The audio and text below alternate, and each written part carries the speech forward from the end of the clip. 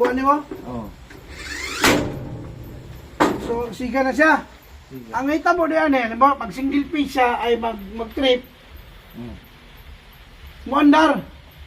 Pagbalik sa kurinti sa kutil ko, dili siya wala to na to ang sequence nga mopalong na ang genset. Bago na to sa Emmanuel. Okay, dili. Bro! Balik man siya. Bro! Dali siya.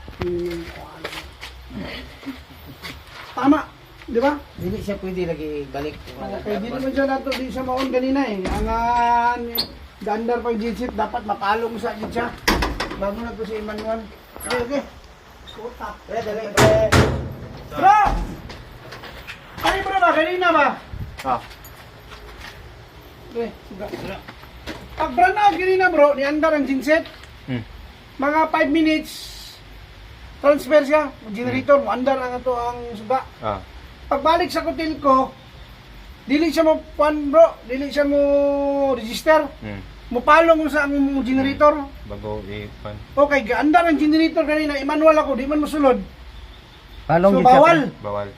Toto, napalong man siya. So pagpalong, wala mo sigat oh. Emmanuel, pak, sulod. Kaya kung gaandar ang genset, niya, atong i-manual, dili mo sugot. Hindi siya pwede. Musulod. Ha? At least panaalam man kay Kwan ba? Bago kay ikaw pag-asa ng bayan mo. Kiss mo, utang ina. Ikaw lang daw niya. Duty ka karon? Oo eh. Arbihan? Oo, yaragayan lang daw eh. Murang mo nakitaan ganina. Okay, okay.